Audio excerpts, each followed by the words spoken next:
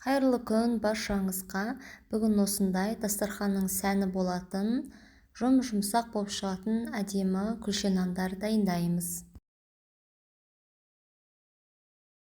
Видеоны толықтай қарап, каналыма тіркеліп, пікір қалдырып, жүрекшені басып, қолдап кетіңіз.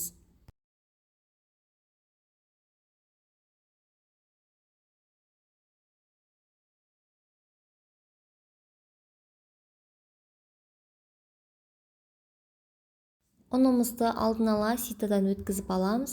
Үстіне ашытқымызды, тұзымызды, жұмыртқамызды, жылы сүтімізді, жұмсарып тұрған сары майымызды салып, жұмсақ қылып қамыр илеп аламыз.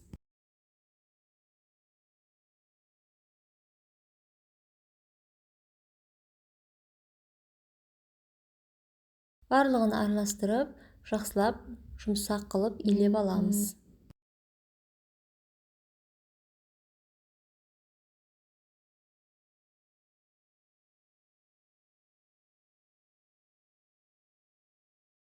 Қамырымыз дайын болды. Бетін пакетикпен жауып, 1-1,5 сағат демалдырып қойып қоямыз. Бізде қамырымыз дайын болды.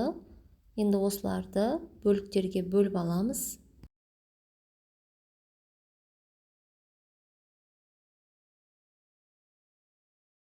Мен осылай майда бөліктерге бөліп аламын.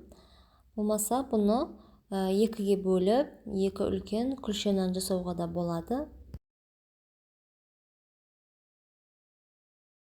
Әрқайсысын осылай домалатып, формамызға қойып аламыз. Формаға қояр кезде араларын сәл алшақтау қылып қоямыз. Енді осыларды 20 минутқа бетін жауып қойып қоямыз.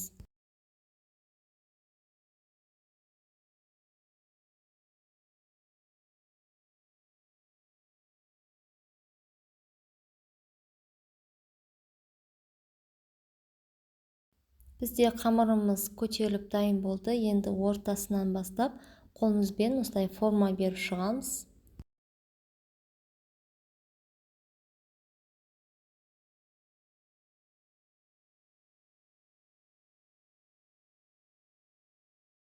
Бетіне жаңағы дайындаған жұмыртқамызды жағып аламыз.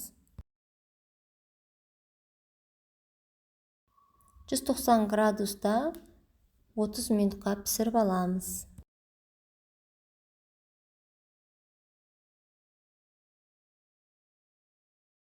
Бетіне мен осылай ақ күнжутты септім.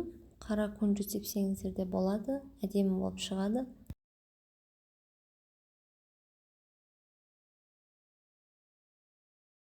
Бізде дастарханның сәнін келтіретін сүйкімді нандарымыз дайын. Қып-қызыл әдемі болып шықты. Рецептін осылай жасап көріңіздер, көңілдеріңізден шығады деген ойдамын. Видео ұнаса, лайк басып, пікір қалдырып, каналыма тіркеліп, қолдап кетіңіз.